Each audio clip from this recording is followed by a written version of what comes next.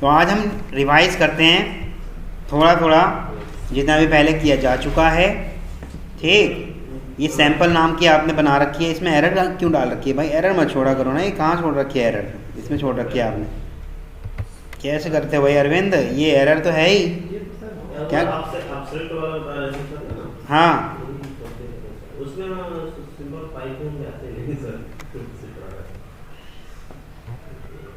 और ये क्या है? पब्लिक स्टैटिक नहीं लिखा होगा ना?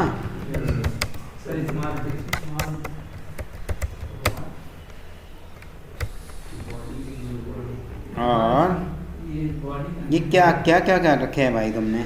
इसको हटा ही दो, किसी काम का नहीं है। ठीक है, ये आपका एरर गया। ठीक, कहाँ है अब?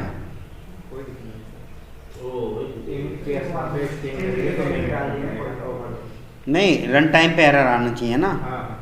ये क्या आया? पुराना मेन मेथड चल रहा है। ओके ओके ओके,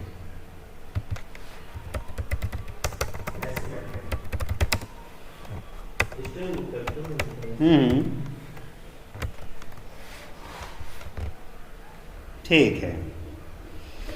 हाँ, तो हम कह रहे थे कि भाई इसमें मैं इसको ऐसे भी कर सकता था, कोई एरर नहीं आई, ओवरलोडिंग हो रही है, पर मेरा कंपाइलर तो वही वाला मेन मेथड जानता है, यही वाला। ठीक है, तो हम बात कर रहे थे यहाँ पेरेंट और चाइल्ड क्लास बनाने के लिए। बना लेते हैं एक चाइल्ड क्लास, आपने पहले ही बना रखी है, इसमें पहले से ही बहुत सारी कोडिंग है। मैं इस कोडिंग को बंद कर दे रहा हूँ। ठीक, और मैं एक साफ़ सुथरी एक नई क्लास बना ले रहा हूँ। मान लो मेरी सी चाइल्ड नाम से ये क्लास है। ठीक है, और एक और क्लास बन रही है मेरी पी पेरेंट नाम से। ठीक, सी चाइल्ड बना दी और एक बना दे रहे हैं पी पेरेंट। ठीक है, और क्या कर रहे हैं भाई, चाइल्ड क्लास में हम इसको एक्सटेंड कर ले रहे हैं पेरेंट क्लास को। ठीक, चाइल्ड क्लास में मैंने पेरेंट क्लास को एक्सटेंड कर लिया। ठीक, और डी, और पेरेंट क्लास में एक वेरिएबल बना लेते हैं, integer I is equal to 5 कर देते हैं। ठीक, चाइल्ड क्लास में भी integer I is equal to 10 कर देते हैं। ठीक, अब बनाते हैं ऑब्जेक्ट्स। ठीक, C child C is equal to new C child, slow हो रहा है।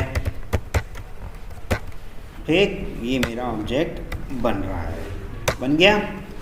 ठीक, अगर मैं इसको प्रिंट करने की कोशिश करता हूँ तो c.i प्रिंट कर देंगे हम इसके अंदर। ठीक है, फिर से मैंने c के अंदर इक्वल टू न्यू, नहीं इसे करने से पहले ना एक काम करते हैं, चेंज कर देते हैं। c.i इक्वल टू कितना था यहाँ पर, 10 का जगह 11 कर देते हैं। ठीक है, और फिर मैंने एक और न्यू बनाया सी चाइल्ड, एक और नया। देखो रेफरेंस वेरिएबल एक ही है ना, बस बार बार वैल्यू चेंज कर रहा हूँ। अब चेंज वो प्रिंट कर रहे हैं इसके अंदर c.i। ठीक, ठीक है,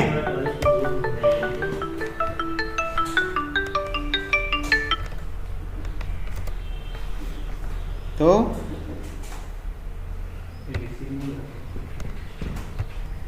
यस, हाँ, तो अब हम इसको रन कर दे रहे हैं। तो पहले वाले C के अंदर मेरा I की वैल्यू क्या आई भाई, 11, जो चेंज कर चुका। दूसरे वाले C के अंदर I की वैल्यू क्या आई, फ्रेश वैल्यू आई, फ्रेश। हाँ, जब ऑब्जेक्ट बनेगा तो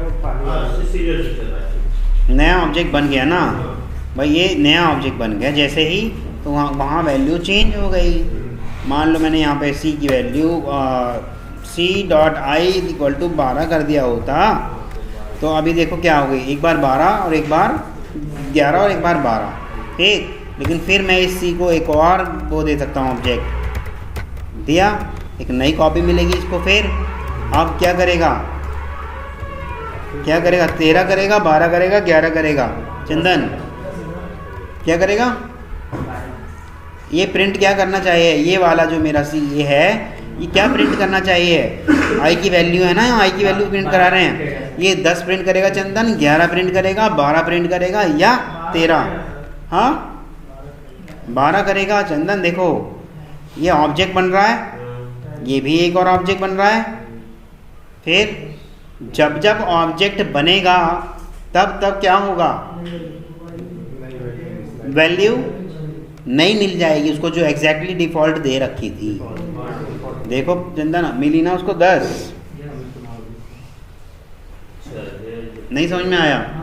क्या नहीं समझ में आया? जब जब ऑब्जेक्ट बनेगा उसके पास मेमोरी में एक अलग से कॉपी होगी। ये मैं आपको पेंट ब्रश में बना के भी बताया था एक दिन, आप सब भूल रहे हो।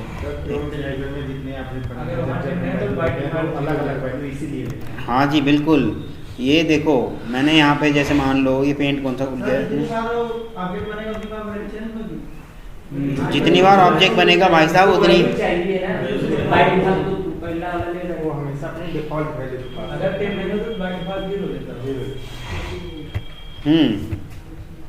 देखो मैंने मान लो यहाँ पर एक ऑब्जेक्ट बनाया, टेक्स्ट नहीं डाल सकते इसके अंदर हम, क्लिपबोर्ड।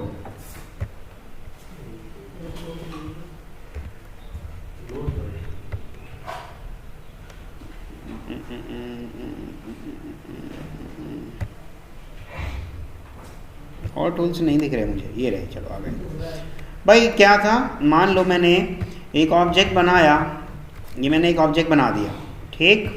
जैसे ही मैंने ये ऑब्जेक्ट बनाया और इस ऑब्जेक्ट को मैंने किस में होल्ड करा रखा है, ये C child C is equal to new, ठीक है, ऐसे मैंने इसको करा रखा है। तो क्या हुआ होगा मेमोरी में, सीधी सी बात है, मेमोरी में सिंपल सा ये स्पेस ऑक्यूपाई हो गया होगा। और अगर कोई भी इंस्टेंस वेरिएबल होंगे उनकी वैल्यू आ गई होगी। इंस्टेंस वेरिएबल वहाँ पर केवल एक ही है, i इज इक्वल टू 10 आ गया होगा, ठीक। अब मैंने जैसे ही यहाँ ऐसे करने की कोशिश करी, c dot I is equal to, यानी c के i में जाके चेंज मार दो, 12 कर दो, तो ये 10 क्या हो गया होगा, ये 10 मेरा मिट गया होगा और क्या हो गया होगा, फिर मेरा ये i की वैल्यू क्या हो गई होगी भाई, 12 हो गई होगी, ठीक। हाँ अब लेकिन मैंने फिर से क्या करना चाहा, c is equal to new, new कर दिया मैंने कहा अब नया दो भाई हमें, न्यू c चाइल्ड, ऐसे कर दिया तो मुझे मेमोरी का एक और स्पेस मिल गया। ये एक और स्पेस मिला मुझे, और इसमें क्या मिला मुझे, फिर मुझे i मिला, सेपरेट i मिला, और उसकी डिफ़ॉल्ट वैल्यू जो भी दे रखी थी वो मिलेगी। मुझे कोई मतलब नहीं पड़ा कि ऊपर वाले के साथ 12 कर दिया था या नहीं कर दिया था। मैं यहाँ अगर प्रिंट कराने की कोशिश करूँगा, मान लो मैं यहाँ पे प्रिंट कराने की कोशिश करता हूँ, प्रिंट i, ऐसे तो करा ही नहीं सकते, c डॉट आई ऐसे करा सकते हैं। अगर मैं ये कराऊँगा तो मेरा आउटपुट पता है क्या आएगा, आउटपुट हमेशा जो नए ऑब्जेक्ट के साथ आया होगा वो आएगा, ये आएगा, ठीक है, ये मेरा आउटपुट आएगा। लेकिन मैंने अगर ऐसे कर दिया c dot I is equal to 13, तो यहाँ चेंज नहीं करने जाएगा, अब वो चेंज करेगा यहाँ, क्या करेगा, i इज इक्वल टू 13 कर दिया उसने, और ये जो पुराना वाला है इसे वो मिटा देगा। ये बात समझ में आ रही है, ये बात समझ में आ रही है सबको। पर फिर से अगर मैंने यही करने की कोशिश करी, ऐसा किया मैंने, अगर फिर से c is equal to new child, फिर दोबारा एक और नया मिला, तो एक और, जैसे ही न्यू करा मैंने तो भाई वो सीधा समझ जाएगा कि एक और बॉक्स बनाना चाहता है, उसमें मेरे इंस्टेंस वेरिएबल होंगे तो उनकी अलग अलग वैल्यू होगी, जो भी डिफ़ॉल्ट वैल्यू होगी सबसे पहले तो मुझे वो लेनी है, और वो ऐसा ही यहाँ पे हो रहा है, ये जो हमने करा। देखो ये बात समझ में आ रही है। अब मैं इस चीज़ को ऐसे ही करके देखता हूँ, p parent p equal to new p parent, ऐसे करा, ठीक। मैं यहाँ पर अगर i की वैल्यू प्रिंट करता हूँ p डॉट आई, ऐसे प्रिंट करने की कोशिश करता हूँ तो क्या आनी चाहिए भाई, क्या आनी चाहिए? देखो यहाँ भी आई की वैल्यू ही प्रिंट कर रहा हूँ, तो क्या आनी चाहिए? देखिए 5 आ गया। क्यों? क्योंकि पेरेंट क्लास के अंदर जो भी आई पड़ा है वहाँ उस आई की वैल्यू क्या है भाई?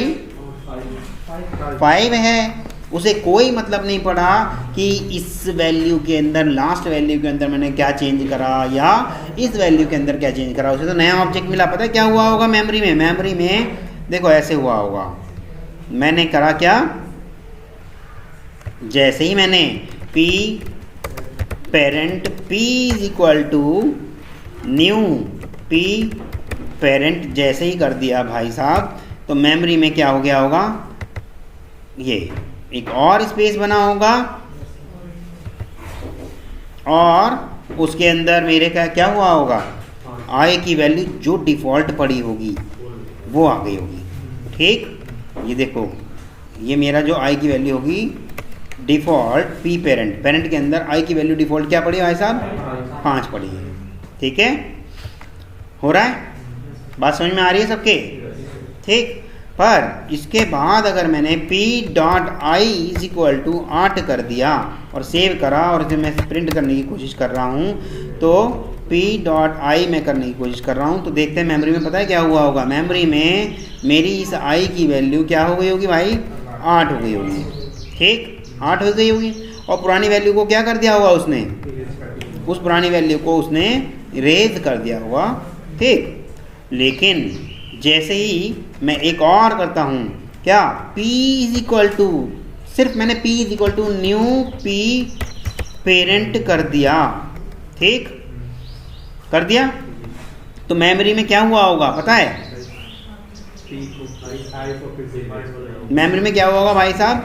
मेमोरी में ये नहीं, इतना करा ना मैंने, ये इतना करा मैंने, इतना करा है, कंट्रोल C कंट्रोल V। देखो ये जो मैंने किया है, तो इसको मेमोरी में एक और स्पेस मिल गया होगा, ब्लॉक मिल गया होगा, क्योंकि न्यू आ गया ना जैसे ही। और जब न्यू आ गया और एक और स्पेस मिला तो उसको आई की वैल्यू क्या मिली होगी? अब आई की वैल्यू क्या मिली होगी भाई? 5 मिली होगी, 8 नहीं मिलेगी। देखो प्रिंट करके देखो, अगर मैंने p डॉट आई करा प्रिंट और मैं इसको रन कर रहा हूँ, देखो भाई 5 मिली थी कब? जब मेरा ये वाला चला था। 8 मिली कब? जब मैंने इसी के अंदर चेंज मारा, p डॉट आई। देखो ना, p डॉट आई 5 मिटा के 8 कर दिया था। लेकिन जैसे ही इसको न्यू मिला, एक और नया मिला, नया वेरिएबल वही है p, पर उसने होल्ड कर लिया अब क्या? नया।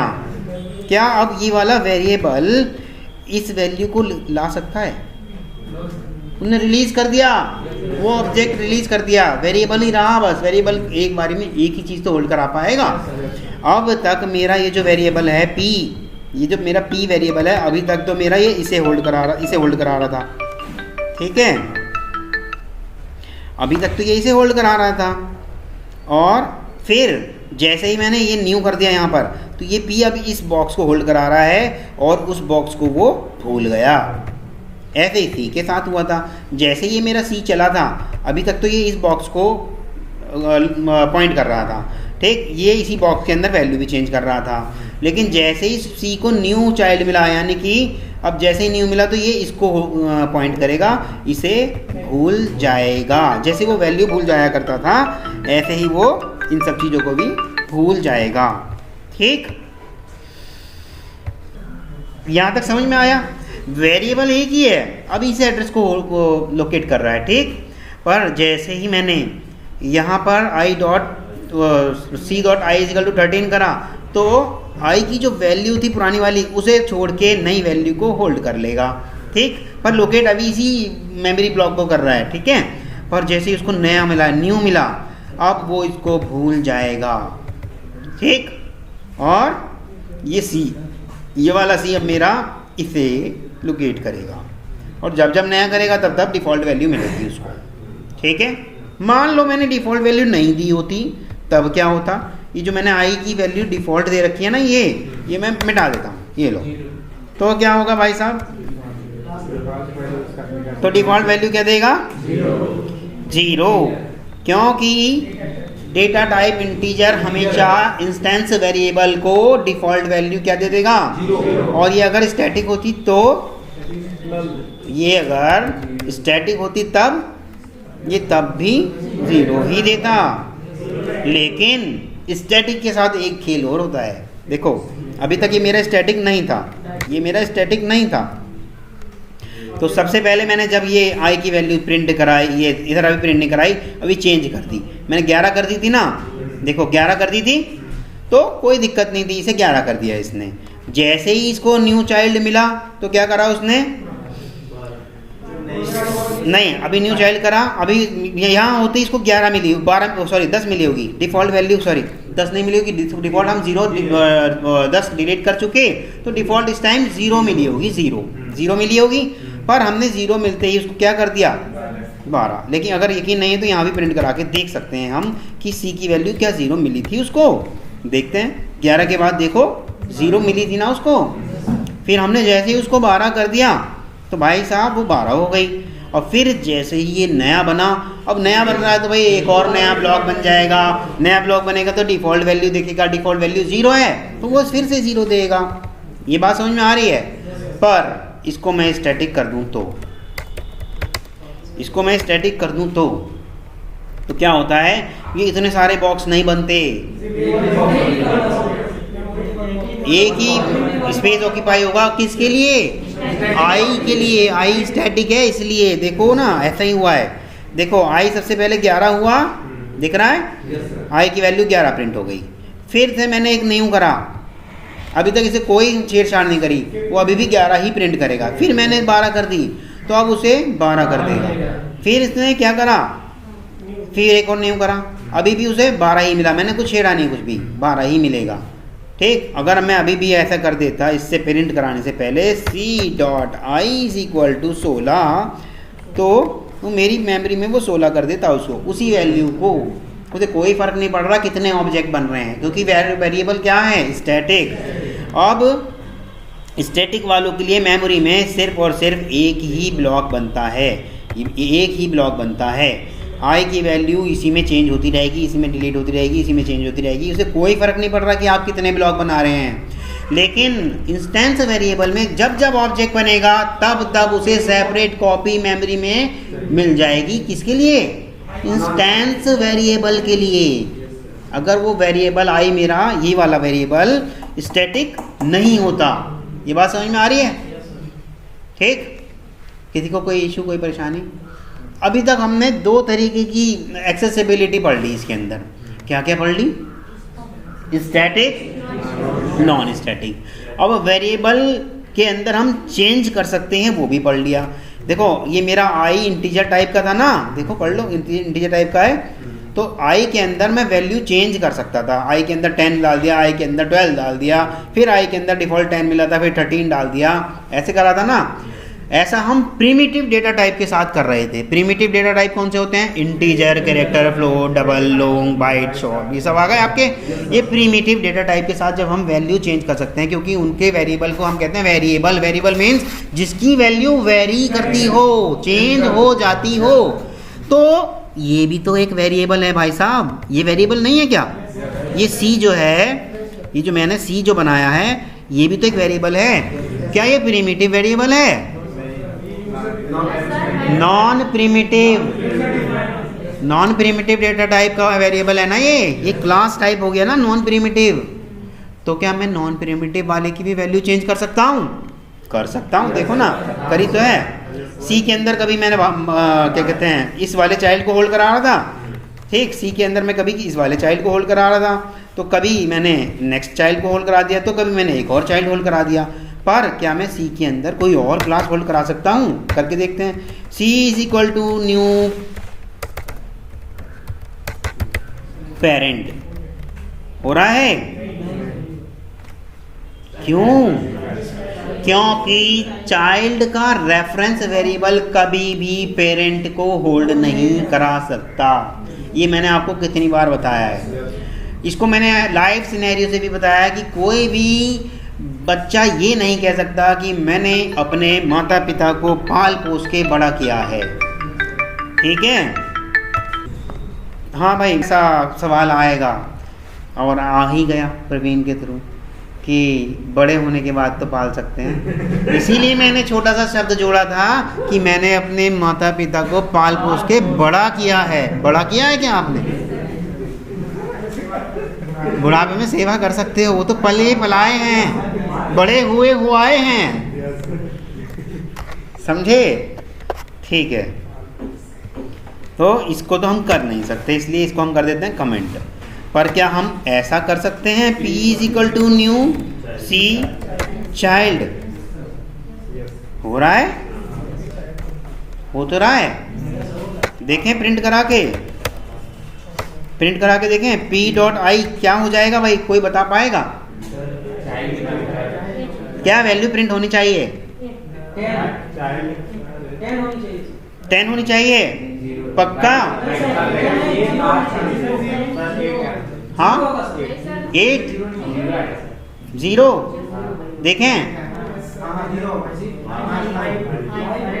पेरेंट का रेफरेंस चाइल्ड को होल्ड जरूर करा सकता है, पर वैल्यू अपनी ही यूज करेगा। ठीक है, मेथड अपने ही कॉल करेगा, वैल्यू अपनी ही यूज करेगा। दिख रहा है ना पेरेंट के पास वैल्यू क्या है? यहाँ पर देखो, दिख रही है? मान लो इसे भी स्टैटिक कर देते हैं जी, तो अब क्या होगा? सिंगल कॉपी मिल गई होगी इसे। अब रन करते हैं, देखो 8 8 8 लास्ट में दिख रहा है, क्योंकि मेमोरी में अब अलग अलग ब्लॉक नहीं मिले उसे, सिंगल स्पेस ऑफ कॉपी मिली है जिसके अंदर उसको वहीं इरेज करना है और वहीं राइट करनी है जब जब नई वैल्यू आ जाएगी। तो स्टैटिक के साथ तो यही वाली बात है कि भाई साहब आपको मेमोरी के अंदर सिंगल कॉपी मिलती है, बट इंस्टेंस वेरिएबल के साथ क्या होता है भाई साहब? हर एक ऑब्जेक्ट के लिए नई नई कॉपी मिलती है जिसके अंदर आप अपनी वैल्यू कर सको कि भाई हमारा स्टैटिक के साथ सिंगल कॉपी होती है, नॉन स्टैटिक के साथ जब जब ऑब्जेक्ट बनेगा तब तक मेमोरी में उसकी कॉपी बन जाएगी। और वेरिएबल को अगर मैंने कोई भी वैल्यू डिफ़ॉल्ट इनिशियलाइज कर रखी होगी तो वो वैल्यू मिलेगी, और अगर नहीं कर रखी होगी तो 0 मिल जाएगी। और 0 जरूरी नहीं है सबके लिए मिलेगी, ये इंटीजर है इसलिए 0 मिल रही है। मान लो ये फ्लोट होता तो 0.0 मिलती। मान लो ये फ्लोट की जगह अगर वो होता स्ट्रिंग, नल मिलती। ठीक है, ये डिपेंड करता है डेटा टाइप क्या है आपकी, ये बात भी ध्यान रखना, कभी भूल जाओ। ये डिपेंड करता है कि डिफ़ॉल्ट वैल्यू कब आएगी 0, जब इंटीजर है। 0.0 कब आएगी? फ्लोट और डबल के केस में। ठीक, और अगर मेरा स्ट्रिंग था तो नल आती। ठीक है, ये आप चेक कर लेना कि किस डेटा टाइप में या किस क्लास के करने पर कौन सी वैल्यू डिफ़ॉल्ट वाली आ रही है। ठीक, चलो आगे देखते हैं। अब हम ये मेरा मेन मेथड है। अभी फ़िलहाल इतनी सारी बातें हमने कर ली। अब मैं पेरेंट में मेन मेथड बना रखा है एक सिंपल सा, यहीं पे काम करके देखते हैं, क्योंकि वहाँ ज़्यादा मिटाऊंगा और फिर दोबारा करूँगा तो वो सारा रह नहीं जाएगा आपके पास कोड। अब मैं यहाँ पे int i = 5 कर दे रहा हूँ। ये मेरा, जैसे कि अभी थोड़ी देर पहले हम खेल रहे थे इस वेरिएबल के साथ, ये मेरा कौन सा वेरिएबल था भाई साहब? ये मेरा ग्लोबल वेरिएबल था। ये ग्लोबल कह सकते हो या क्लास लेवल के वेरिएबल कह सकते हो, है ना? पर ये क्या है भाई? ये मेरा कौन सा वेरिएबल है? लोकल। ये मेरा लोकल वेरिएबल है। तो लोकल वेरिएबल मेरा यहाँ पर है, और लोकल वेरिएबल को मैं कुछ नई वैल्यू दूँ तो क्या इसे डिफ़ॉल्ट वैल्यू मिलेगी? लोकल वेरिएबल को कभी भी डिफ़ॉल्ट वैल्यू नहीं मिलती। अगर मैं प्रिंट कराने की कोशिश करूँगा भी ना तो क्या हो जाएगा भाई? देखो क्या आ जाएगा अगर मैं आई को प्रिंट कराने की कोशिश करता हूँ तो? आ गई, देखो भाई साहब, एरर आ गई। एरर क्या कह रहा है? The local variable I may not have been initialise. वो कह रहा है शायद आपने आई को इनिशियलाइज नहीं किया। ये बात समझ में आ रही है? आ रही है समझ? ठीक है, कर देते हैं भाई साहब इनिशियलाइज। ये लो, ठीक। अब तो कुछ नहीं कहेगा, हो रहा है, i की वैल्यू 5 आ रही है। पर क्या मैं, जैसे अब देखो मैंने इसको ये कर दिया ऐसे, i = 5, और मैं ऐसे भी कर दूँ i = 6, तो वही मेमोरी में 5 मिनट आके 6 कर देगा और इसे 6 प्रिंट कर देगा। क्या मैं इसे स्टैटिक कर सकता हूँ? एरर आ गई, देखो क्या कह रहा है, illegal modifier for parameter i। कौन सा परमिटेड है? केवल लोकल वेरिएबल के लिए सिर्फ और सिर्फ एक ही एक्सेस मॉडिफायर परमिटेड है, वो कौन सा है? फाइनल, ठीक। फाइनल जरूर कर सकते हैं हम इसको, फाइनल जरूर कर सकते हैं हम इसको, पर फाइनल करते ही यहाँ पर एरर आ रही है। अब भी ये बताएंगे चंदन ये एरर क्यों आ रही है, फाइनल करते भी एरर आ रही है। वो अभी कह रहा था हमसे स्टैटिक मत करो भाई साहब, फाइनल कर दो। देखो ऐसे लिखा है उसने, क्या लिखा है, कह रहा है कि इलीगल मॉडिफायर, कह रहा है only final modifier, final is permitted. पर हम तो यहाँ पे अब फाइनल भी कर रहे हैं तब भी एरर आ रही है। ये देखो मैंने फाइनल कर दी, ये तो तब भी एरर आ रही है। फाइनल को जब मैंने एक बार इनिशियलाइज कर दिया तो दोबारा उसको चेंज नहीं कर सकता। ये मैंने चेंज करने की गलती करी। अब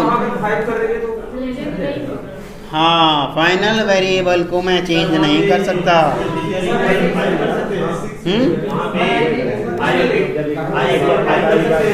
नीचे ऊपर ना करूं, ऐसे हटा दूं। अच्छा अच्छा, आप कह रहे हैं इसको 5 कर दूं, ये कह रहे हैं आप, तो अब भी कहेगा उसे कोई मतलब नहीं। उसे मतलब ये होता है एक बार हम दे चुके, चाहे भले ही आप दोबारा वही वैल्यू दे रहे हो, उसे कोई मतलब नहीं पड़ा उससे। फाइनल मतलब फाइनल। जब हम किसी भी वेरिएबल को एज ए कांस्टेंट यूज करना चाहते हैं तो हम फाइनल यूज करते हैं, ठीक है। ये समझ में आ रहा है? चलो, ये गलती करी थी, इसको मिटा देते हैं। अच्छा, फाइनल हम लोकल वाले को कर सकते हैं, क्या ग्लोबल वाले को फाइनल कर सकते हैं? कर सकते हैं, देखें करके। सेव कर दिया, हो गया। कोई इशू आया? नहीं आया। पर चाइल्ड क्लास में इशू आ रखा है, क्यों?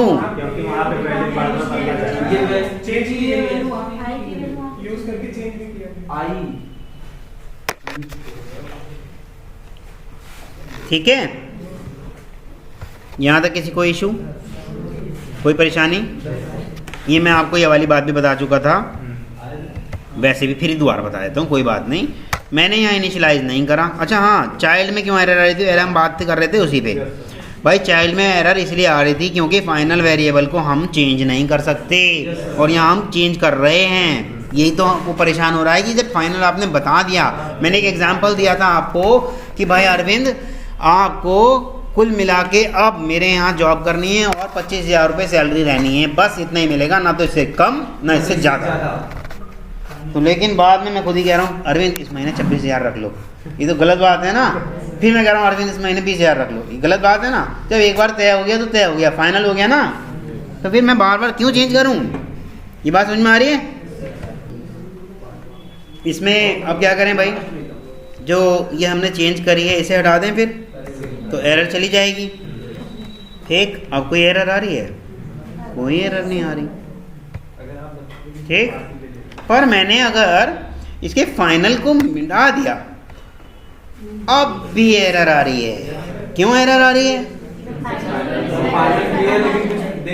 हम किसी भी वेरिएबल को फाइनल कर सकते हैं, पर कुछ ना कुछ तो वैल्यू देनी पड़ेगी। बिल्कुल बिल्कुल, हमें कुछ ना कुछ तो वैल्यू देनी पड़ेगी।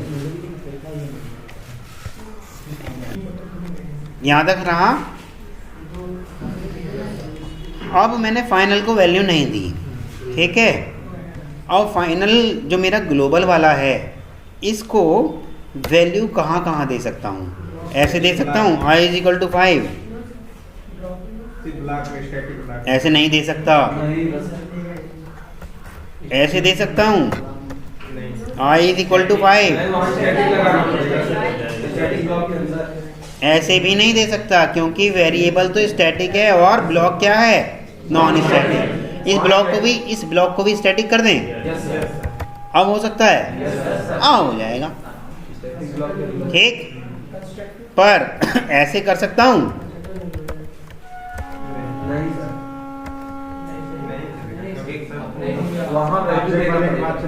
क्या करेंगे,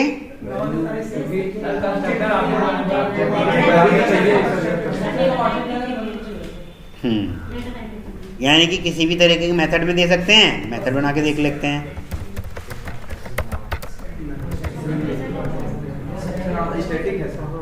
दे सकते हैं, नहीं दे सकते, नहीं दे सकते ना, तो Why both the final and the static keyword have been used? why Why? Final, that means it's a constant. constant, static Yes, means, static means that won't be changed. that won't be changed, or final means Same. same. So is there any contradictory? No. So one, Then both the only one keyword should be used, na, just like final. yes, only one keyword should be used, but I am just trying to show you the combination of final and static is legal, but the combination of other modifier will be illegal. I will show you next time. Okay.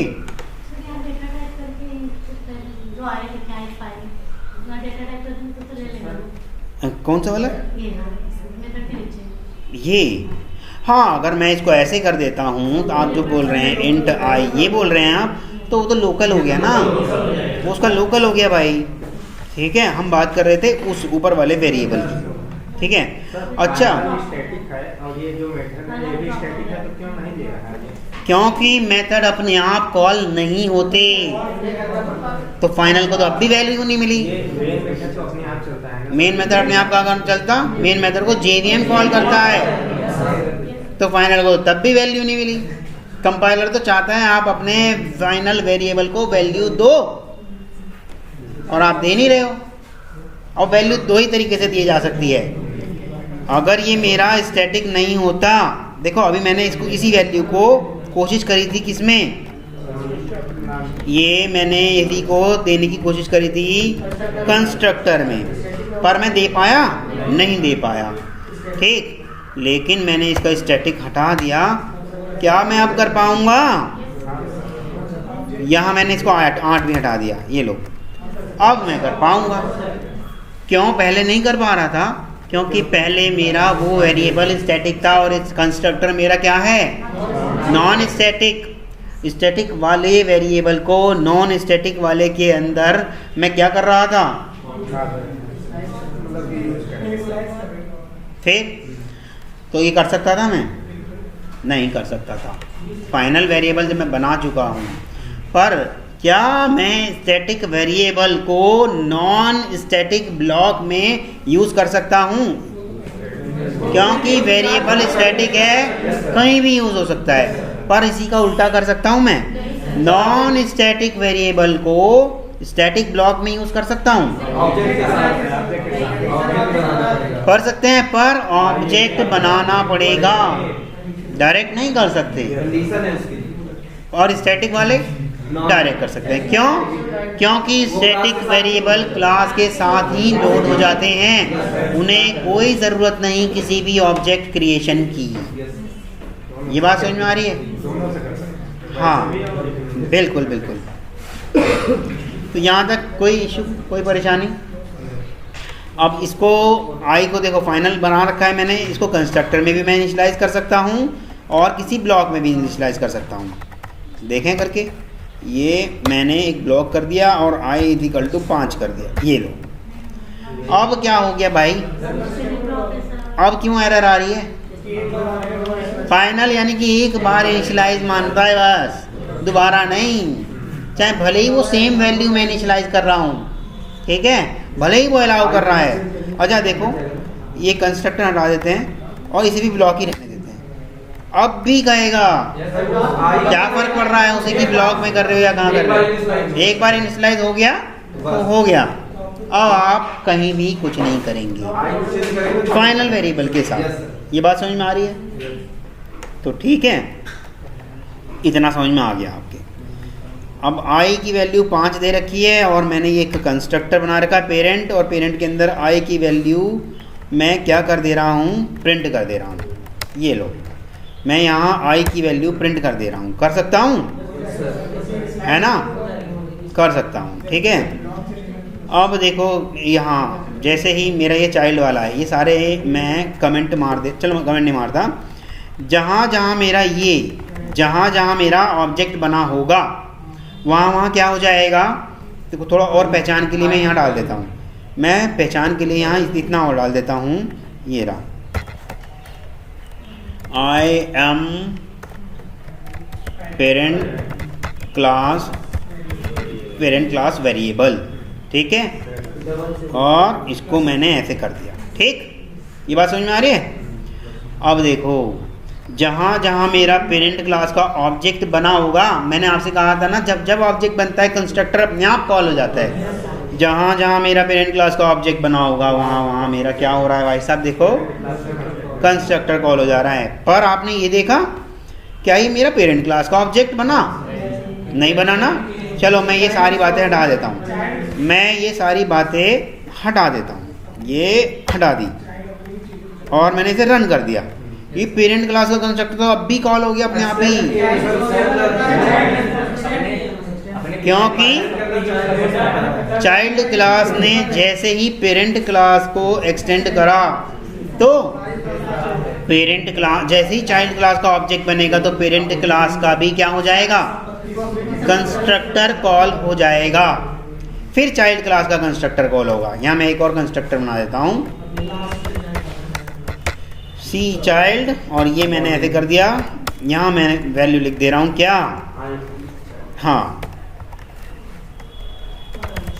Child class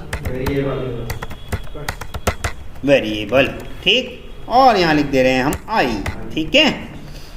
run करते हैं जी। पहले parent class का हुआ, बाद में child class का हुआ call. आया समझ में?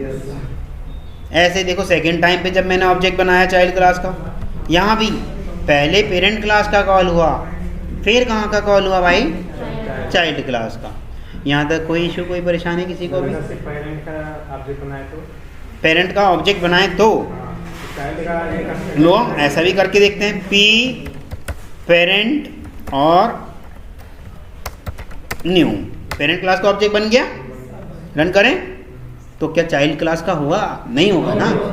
पेरेंट क्लास तो अपने को जानता है बस, चाइल्ड क्लास तो जानता है मेरा पेरेंट भी है भाई। दोनों यूज करेगा। हाँ बिल्कुल, ये बात समझ में आ रही है? इसमें किसी को कोई इशू, कोई परेशानी, कुछ पूछना हो तो पूछ सकते हो, नहीं तो फिर आगे देखते हैं। चंदन कोई पूछना है? विपिन, हाँ चंदन पूछना है कुछ? ओके, आशीष, सुमन, सब समझ में आ रहा है अच्छे से? पर जब मैं पूछता हूँ तब जवाब नहीं आते हैं आप लोगों से, पता नहीं क्यों। पीछे का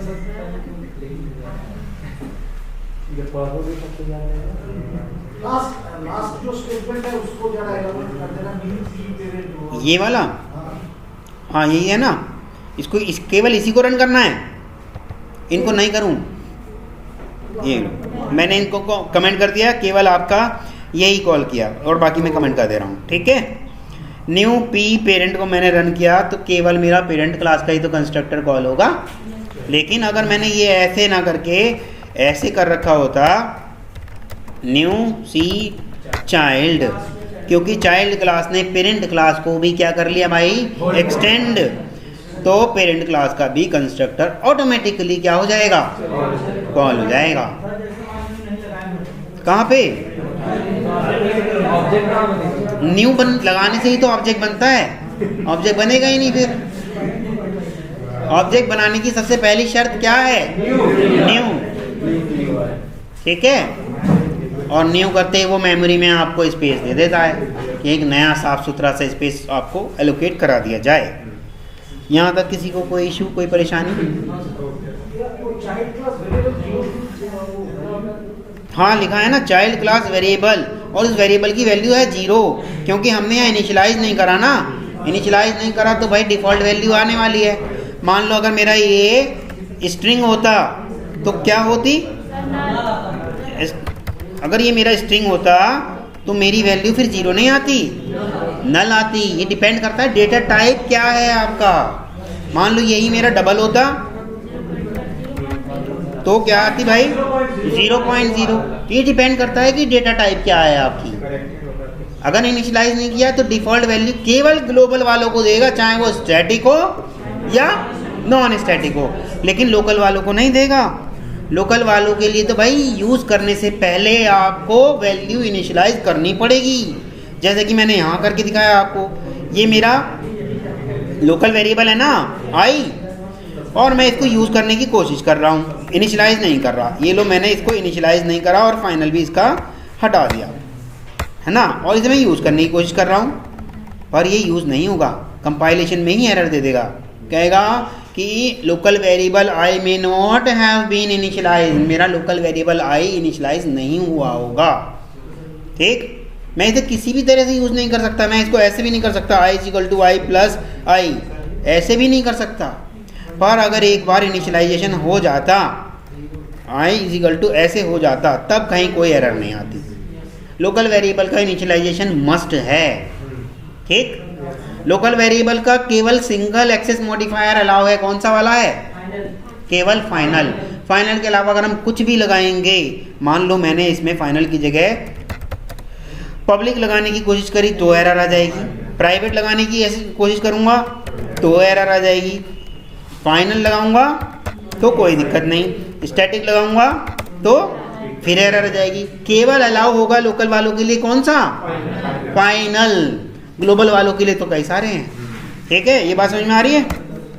यहाँ तक किसी को कोई इशू, कोई परेशानी? हाँ, जो देखा है ये पेरेंट क्लास में भी कर सकते हैं ना? एक्सटेंड हम पेरेंट क्लास में भी कर सकते हैं, क्यों नहीं? यहाँ चाइल्ड को एक्सटेंड तो हो चुका है सर, जैसे एक्सटेंड कर दिया हम पेरेंट क्लास को, लेकिन जो ऑब्जेक्ट बनाया है वो पेरेंट क्लास में हम चाइल्ड का ऑब्जेक्ट बना सकते हैं। पेरेंट क्लास में हम चाइल्ड का ऑब्जेक्ट बना सकते हैं, बना सकते हैं। किसने रोका है? ये देखो सी चाइल्ड, और ये लो सेव कर दो। किसने रोका है? ये हम क्यों बना पा रहे हैं पता है? एक्सेसिबिलिटी बताई थी डिफ़ॉल्ट की, कहाँ से कहाँ तक की होती है। चाइल्ड क्लास क्या है हमारी? देखो ना, चाइल्ड क्लास हमारी इस टाइम पब्लिक है, ये रही पब्लिक है, तो कहीं से भी इसका ऑब्जेक्ट बन सकता है। इसका पब्लिक मिटा दो, अब बन सकता है क्योंकि पैकेज सेम है, इसलिए डिफ़ॉल्ट का सेम पैकेज तक चलेगा ना। पर अगर मैं इसे प्राइवेट या कुछ प्रोटेक्टेड कर देता तब क्या होगा? तो ये एक्सेसिबिलिटी मैं आपको पढ़ा चुका हूँ, लेकिन फिर भी इसको एक बार रिवाइज कर लेना। ठीक है, कोई अगर मैंने देखो यहाँ पे चाइल्ड क्लास का ऑब्जेक्ट बनाया है और रन करता हूँ तो क्या क्या हो रहा है। देखो जैसे ही मैंने चाइल्ड क्लास का ऑब्जेक्ट बनाया तो सबसे पहले क्या रन हो गया भाई साहब? देखो पहले पेरेंट वाला फिर चाइल्ड वाला। क्यों हुआ ऐसा? क्योंकि चाइल्ड क्लास का जैसे ही कंस्ट्रक्टर कॉल होने गया उसने चेक किया कि कोई पेरेंट तो नहीं है, पेरेंट के कंस्ट्रक्टर को कॉल करने जाएगा पहले। ये बात समझ में आया? इसीलिए उसने, हाँ बोलो, और चाइल्ड क्लास में भी कर रखा है हमने, ये ना। अब रन कर देते हैं, अब भी ऐसे ही होगा। पहले पेरेंट को जहाँ जहाँ चाइल्ड का ऑब्जेक्ट बनेगा पहले वो चेक करेगा कि किसी को एक्सटेंड तो नहीं कर रखा। अगर पेरेंट क्लास को एक्सटेंड कर रखा है तो सबसे पहली ड्यूटी उसकी पेरेंट क्लास के कंस्ट्रक्टर को चलाने की है। ठीक है, ये बात समझ में आ रही है? ठीक है, हाँ बोलिए। पेरेंट का ऑब्जेक्ट चाइल्ड में ना बनाओ, मत बनाओ। ये लो मैं नहीं बना रहा, ये हटा दिया, मत बनाओ। और केवल पेरेंट क्लास का कंस्ट्रक्टर जो उसे कॉल करना ही था वो करेगा, और अपना कंस्ट्रक्टर जो कॉल करना है उसे वो करेगा। ठीक, ये बात समझ में आई? देखो मैंने जैसे इस पे क्लिक किया इस पे गया, और जैसे इस पे क्लिक करूँगा मैं तो ये देखेगा इस क्लास के पास कोई एक्सटेंड हुआ है या नहीं। अगर नहीं हुआ होता एक्सटेंड, मान लो ये मैंने एक्सटेंड नहीं किया, क्या अब करेगा ये पेरेंट क्लास के किसी को? कुछ नहीं करने वाला अब तो ये अपनी क्लास को जानता है बस।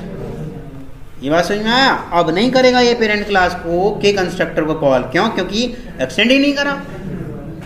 एक्सटेंड करते ही उसकी पहली ड्यूटी बन जाती है कि पेरेंट क्लास के कंस्ट्रक्टर को कॉल करना है जब मेरा कंस्ट्रक्टर कॉल हो रहा हो तब। ये बात समझ में आ रही? यहाँ तक किसी को कोई इश्यू, कोई परेशानी? चाइल्ड क्लास पेरेंट क्लास के मेन मेथड को क्यों नहीं कॉल करता? चाइल्ड क्लास पेरेंट क्लास के मेन मेथड को कॉल क्यों नहीं करता? अगर ऐसा अलाउ हो जाता तो हमारे पास एम्बिग्यूटी प्रॉब्लम आ जाती, हम खुद समझ नहीं पाते अचानक से क्या क्या चीज़ें रन होने लग गई।